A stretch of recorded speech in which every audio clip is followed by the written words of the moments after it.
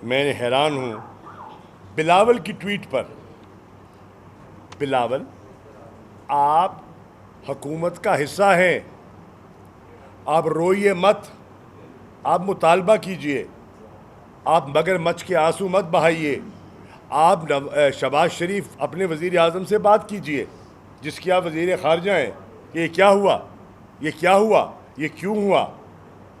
ये आप अपनी अपनी काबीना में जाके पूछें, ये हमसे क्या पूछ रहे हैं। ये आप ट्वीट करके लोगों को मगरमच्छ के आंसू मत दिखाइए, अपनी काबीना से पूछें क्या हुआ है, लोगों से पूछें। वो जो बिजली के बिल आपने लोगों को भेजे हैं, उनसे जाके पूछें कि क्या हुआ है और क्यों हुआ है। सिंध के लोगों में हेलीकॉप्टर के नहीं, बजरिया गाड़ी जाइए, बाय रोड जाएं सिंध के अदरूर सिंध, और पूछिए सिंध की आवाम से आप आज कितने मकबूल हैं सिंध में, और सिंध में आपकी क्या पजीर आई है, जहाँ 14 साल से आपकी हुकूमत है। ज़रा निकलिए ना बाहर। हम तो निकल रहे हैं, हम तो निकल रहे हैं, अकेले होते हैं। मेरे साथ तो आप देखा पूरी कैंपेन में मेरे सारे भाई हैं। बताएं, एक मेरे साथ एस्कॉर्ट नहीं होती, एक मेरे साथ गनमैन नहीं होता। अकेला मैं, अकेली गाड़ी में मैंने कैंपेन की है। अल्लाह का करम है, हमारी नीयत, हमारे हाथ साफ़ हैं। हमने किसी के साथ दानिस्ता बुराई नहीं की। हमें खौफ किसका, अल्लाह का खौफ है। ये जो इनकी जो कांपे टांगती हैं, ये निकले ना, ये बाहर निकलें। एस्कॉर्ट से ये यूसुफ रज़ा गिलानी और ये इसके बच्चे कैंपेन कर रहे हैं, 4-4 मोबाइल आगे, 4-4 मोबाइल्स पीछे।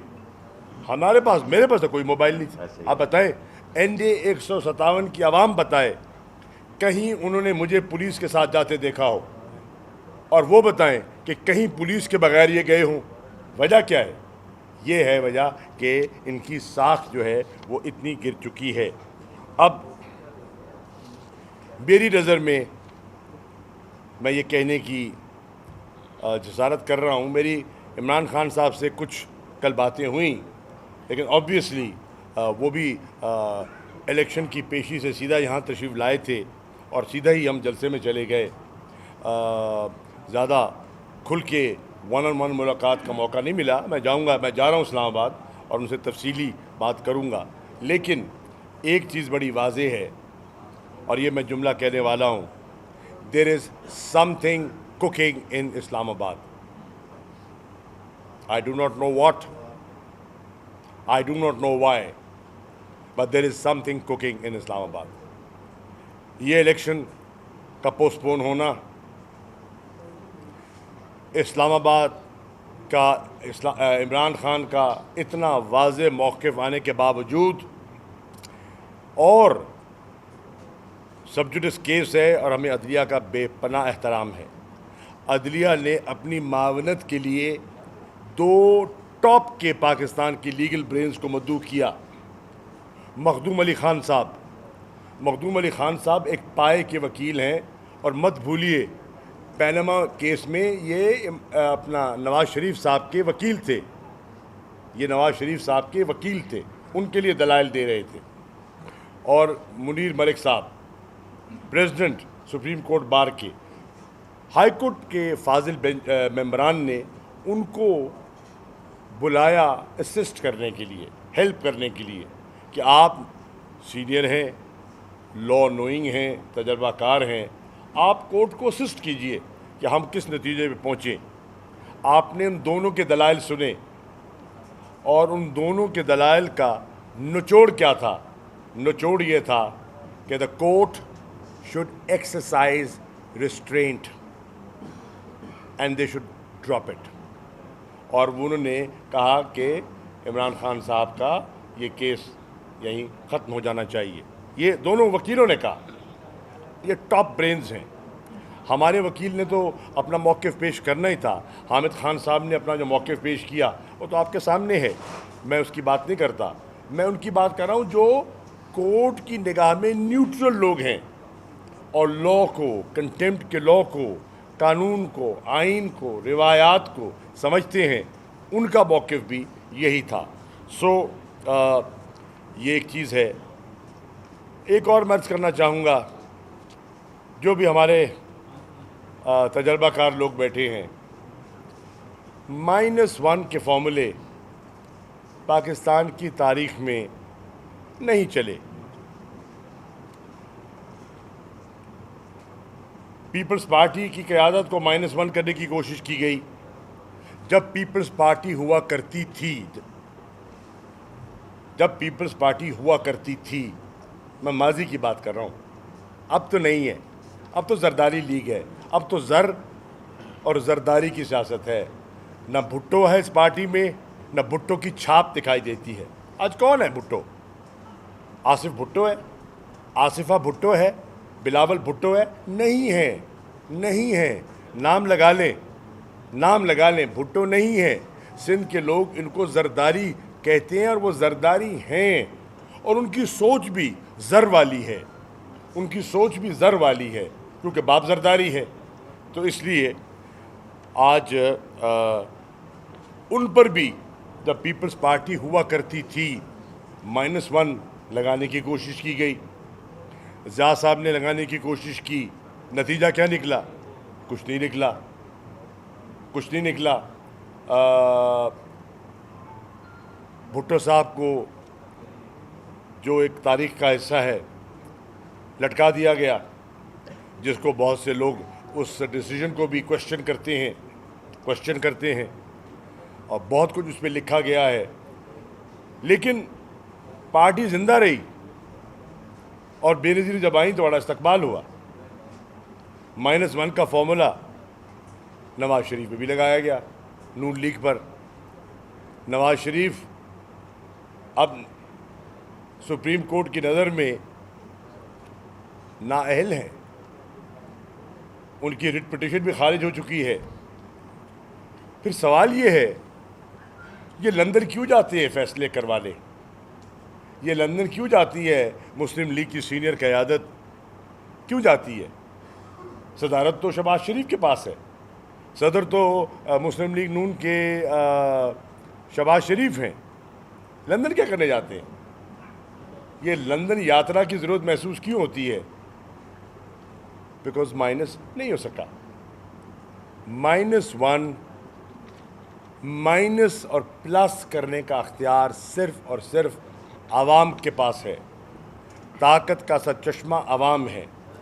आवाम किसी को प्लस करती है, आवाम किसी को माइनस करती है। आपने पंजाब में तहरीक इंसाफ को माइनस किया, हुकूमत को लोगों की वफादारियाँ तब्दील करके ख़रीदा, मुनहरिफ करवाया, अपने साथ मिलाया। 25 लोग बिगड़ गए, आपके साथ मिल गए, हुकूमत बन गई नून की। आपने माइनस कर दिया, आवाम ने माइनस को प्लस कर दिया। आवाम ने ज़िमनी इलेक्शंस में आपके नामज़द उम्मीदवारों को, लोटों को मुस्तरद किया और तहरीक इंसाफ की हुकूमत पंजाब में दोबारा बहाल हो गई। तो माइनस प्लस हो गया, माइनस ना हो सका। इसी तरह जहां आपका ख्याल था कि इमरान खान को हटाने से इमरान खान के लोग उनसे अलग हो जाएंगे और हम पूरा एक प्रोपेगेंडा कैंपेन चलाएंगे और पूरी कैरेक्टर असैसिनेशन की कैंपेन चलाई गई, सोशल मीडिया पे चलाई गई, इलेक्ट्रॉनिक मीडिया पे चलाई गई। वो मीडिया चैनल्स जो इमरान खान को सुनाते थे, दिखाते थे, उन पर कदगने लगनी शुरू हो गई। कभी बंद हो गए, कभी एंकर्स पर मुकदमे हो गए, कभी मुल्क से बाहर जाना पड़ गया। और फिर आपने देखा कि अगर वो बंद हुए और किसी और एंकर ने हमारा नुक्ता नज़र उजागर करने की कोशिश की गई और रेटिंग में ऊपर चला गया, तो फिर उनके नंबर ऊपर नीचे होने शुरू हो गए और उनकी जो नशरियात में खलल डलना शुरू हो गया, यानी कि लोगों तक बात ना पहुँचे। किबला वो ज़माना जा चुका। अब लोगों से आप बात छुपा नहीं सकते। पहले आप बताते थे, अब लोग आपको सुनाते हैं। ये जो फीडबैक हमने लिया है, ये वाक़तन इमरान खान को क्रेडिट जाता है कि कौम को अवेयर करने में, कौम को झंझोड़ने में, कौम को जगाने में जो इमरान खान ने किरदार अदा किया है, वो अब किसी से पोशीदा नहीं है। इंशाअल्लाह तहरीक इंसाफ अपनी जद्दोजहद जारी रखेगी। और जैसे कल खान ने कहा और जैसे बच्ची ने कहा, जब भी इलेक्शन होगा इंशाअल्लाह लोग बल्ले पर मोहर लगाकर बताएंगे इनकी नाकिस पॉलिसियाँ। ये तो कहते थे कि इन्होंने हम पे कहते थे IMF के साथ इन्होंने मुल्क का सौदा कर दिया। मैं पूछता हूँ IMF के साथ आपने मुआहदा क्या किया? ज़रा कौम को उस मुआहदे की तफसीलात से तो आगाह करें। अभी तो एक झलक नज़र आई है, अभी कई शिकें हैं जो आगे आनी हैं, ज़रा उनके बारे में तो लोगों को आगाह करें तो पता चल जाएगा कि आप कहाँ खड़े हैं। टोटल फेलियर है, टोटल नाकामी है, टोटल मायूसी है। शहबाज शरीफ के बारे में जो तासुर था कि he is a go getter, he is a man of action, उसकी कलाई खुल गई है, उसकी कलाई खुल गई है। सिंध में जो पीपल्स पार्टी की हुकूमत, आज मैं कह रहा हूँ लिख लें, जो इस दफ़ा इंटीरियर सिंध में पीपल्स पार्टी के साथ होने जा रहा है, मैं आज की मुल्तान की प्रेस कॉन्फ्रेंस को ज़रा आप इस फुटेज को संभाल लीजिएगा और आप देखिएगा कि इस दफ़ा इंटीरियर सिंध में पीपल्स पार्टी के साथ होता क्या है। क्योंकि उन्होंने लोगों के साथ जो किया, लोग देख रहे हैं, लोगों को पीने का पानी नहीं मिल रहा। और वसान साहब अपने जूते का जो कीचड़ है वो मिनरल वाटर से उसको धो रहे हैं। ये लोगों ने अपनी आंखों से देखा है। ये बेहिसी कि लोग खुले आसमान पे बैठे हैं, खाने को पानी, कोई इंतज़ामिया नाम की चीज़ नहीं है। कोई बिलावल हेलीकॉप्टर में है, भाई हेलीकॉप्टर से नीचे आओ, कब तक हेलीकॉप्टर में रहोगे? ये हेलीकॉप्टर आते जाते रहते हैं, ये आर्जी होते हैं। हम भी चढ़ा करते थे, नीचे आना पड़ता है।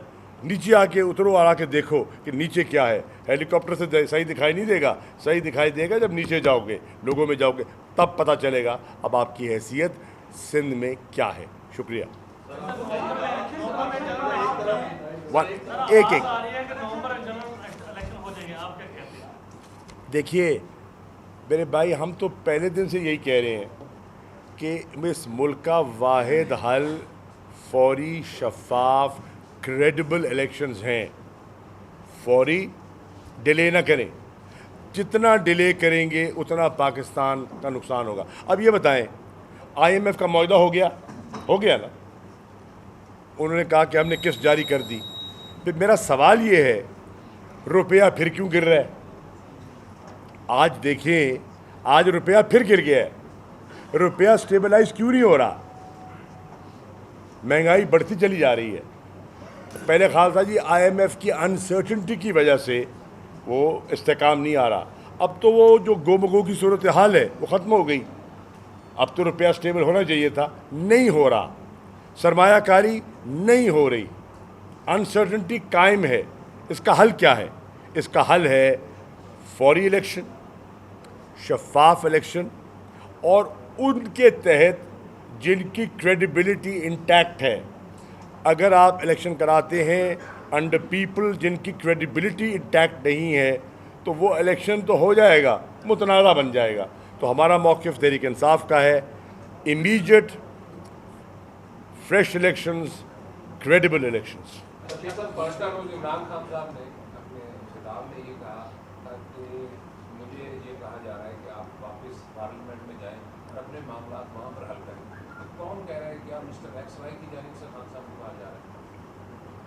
देखिए बात ये है कि नहीं, बात ये है कि जब हम असेंबली में थे और फैसला था कि अब हम असेंबली में रहें या ना रहें, तो उसमें पार्टी के अंदर भी बड़ी एक तवील बहस हुई और तबादला ख्याल हुआ। और जैसे हर पार्टी में दो पॉइंट ऑफ व्यू होते हैं, दो पॉइंट ऑफ व्यू थे। एक पॉइंट ऑफ व्यू ये था कि हमें असेंबली के अंदर रहकर मुज़ाहमत करनी चाहिए और असेंबली के बाहर भी मुज़ाहमत करनी चाहिए, एक नुक्ता नज़र था।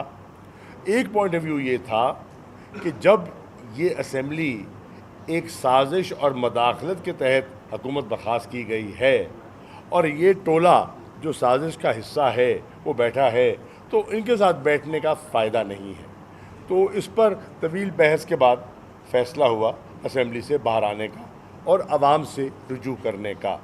हमने इस्तीफ़े दे दिए और बाहर आ गए और आवाम से रुजू करना शुरू कर दिया। और फिर आपने देखा कि आवाम ने जिस किस्म की पजीराई इमरान खान साहब को दी, चाहे वो मीनार पाकिस्तान का जलसा था, चाहे पेशावर का रिसेप्शन था, चाहे कराची का जलसा था, और फिर चाहे मुल्तान का था, रावलपिंडी, अब जिस शहर में चले जाएं, अटक का था, मैं किस किस का नाम लूँ जी, हर जगह लोगों ने इमरान खान के बयानिए को कबूल कर लिया है।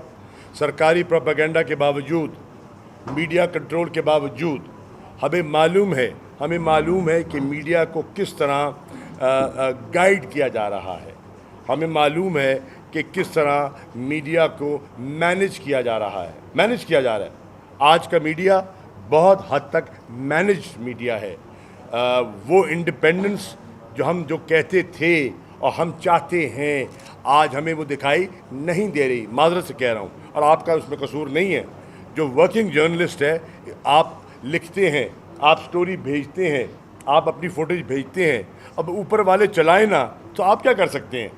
You have done your job, आप अपना काम सही कर रहे हैं। जो ज़मीन पे बैठे हुए हैं जर्नलिस्ट, गिला आपसे नहीं है, लेकिन मैनेज हो रहा है और वो आपके सामने है कि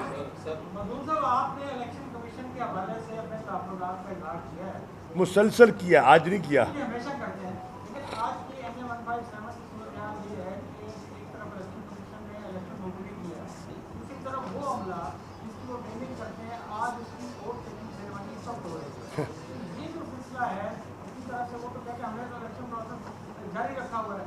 देखिए, सवाल ये है, आप देखिए ना, ये मदर भाई, ज़रा एक मिनट सुने यार, ये मदर भाई ने बात कर दिया, ज़रा ये गौर, काबिल गौर बात है। इलेक्शन की पोस्टपोन का नोटिफिकेशन हो गया और अमले के साथ ओथ लिया जा रहा है। ये इससे बड़ा तजाद और क्या हो सकता है? इसका मतलब क्या है? इसका मतलब ये है, इसका मतलब क्या हुआ भैया? इसका मतलब है कि फैसला मुल्तान में नहीं हो रहा।